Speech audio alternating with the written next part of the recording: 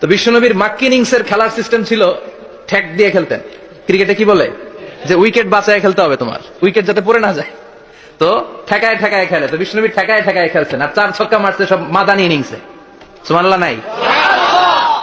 মাদানি ইনিংসে বিশ্বনবী গর্জে উঠলেন, জ্বলে উঠলেন আপন শক্তিতে। রবি না? এক ভাই প্রশ্ন করেছেন যে জনৈক বক্তা বলেছেন তার বক্তব্যে যে নবী করিম সাল্লাল্লাহু আলাইহি সাল্লাম মদিনায় নিজ ক্ষমতায় জ্বলে উঠলেন। জি, তার বক্তব্যের একটা অংশ এটা এর আগেও কয়েক ভাই জিজ্ঞেস করেছে ব্যক্তি পর্যায়ে, কিন্তু আজকে এখানে জিজ্ঞাসা করেছে আমাদের ভাইরা। এই বিষয়টি অত্যন্ত গুরুত্বপূর্ণ বিষয়, আর এই বিষয়টি ওই গুমরাহ বক্তার কেউ তুলে ধরেনি, অথচ অন্যান্য দিকগুলি যে বেয়াদবি রয়েছে নবী সাল্লাল্লাহু আলাইহি ওয়াসাল্লাম সম্পর্কে, তারপরে আজওয়াজ মুতাহহারাত নবী সাল্লাল্লাহু আলাইহি ওয়াসাল্লাম বিবিগণ সম্পর্কে, খাদিজা রাদিয়াল্লাহু তাআলা আনহা সম্পর্কে, সাহাবীদের সম্পর্কে, কারণ তাদের মানহাজি হচ্ছে বেয়াদবি মানহাজ। জি, মওদুদি মতবাদে বিশ্বাসী যারা, তাদের মানহাজি হচ্ছে বেয়াদবি মানহাজ, তাদের কাছে সাহাবায়ে কেরামদের ইহতিরাম নেই।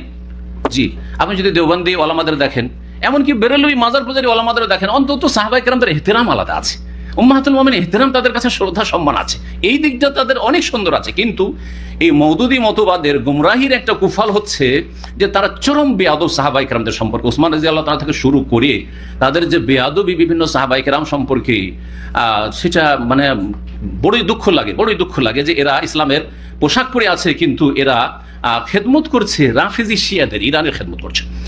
তো এদের বেয়াদবি তো স্বাভাবিক ছিল, কিন্তু বেয়াদবিটা তো সবাই জানে। কিন্তু এই যে আকীদাগত এত বড় একটা ত্রুটি, এটা একটা গুরুত্বপূর্ণ বিষয়। সেটা হচ্ছে যে নবী করিম সাল্লাল্লাহু আলাইহি সাল্লাম মদিনায় নিজ ক্ষমতায় জ্বলে উঠলেন। আচ্ছা, আপনারা যে সৌদি আরবে তৌহিদ শিখছেন, বলেন তো এটা তৌহিদের পক্ষে না বিপক্ষে? বিপক্ষে, স্পষ্ট বুঝতে পারছেন তাই না? নবী সাল্লাল্লাহু নিজ ক্ষমতায় কি করে জ্বলে উঠবেন? বরং কার ক্ষমতায় জ্বলে উঠেছেন? আল্লাহর ক্ষমতায় জ্বলে উঠেছেন, আল্লাহর ফজলে, আল্লাহর অনুগ্রহে জ্বলে উঠেছেন। ওয়াকানা ফদলুল্লাহি আলাইকা আযীমা, আল্লাহ বলছেন যে হে নবী, তোমার উপর আল্লাহর মহান ফজল অনুগ্রহ রয়েছে। তাহলে কার অনুগ্রহে, কার ফজলে নবী সাল্লাল্লাহু আলাইহি সাল্লাম এত উপরে উঠেছেন? আল্লাহর ফজলুল্লাহ। জি, ওয়া আল্লামাকা মা লাম তাকুন তা'লাম ওয়া কানা ফদলুল্লাহি আলাইকা আযীমা, আল্লাহর ফজলে। এটা হচ্ছে তৌহিদ, এটা হচ্ছে ইসলাম। আর যদি কেউ বলে নিজ ক্ষমতায় জ্বলে উঠেছেন, তাহলে এটা হচ্ছে শিরকি কথা, এটা হচ্ছে এই বক্তার শিরকি কথা। আল্লাহর ক্ষমতায় শরীক করে দিল কাকে?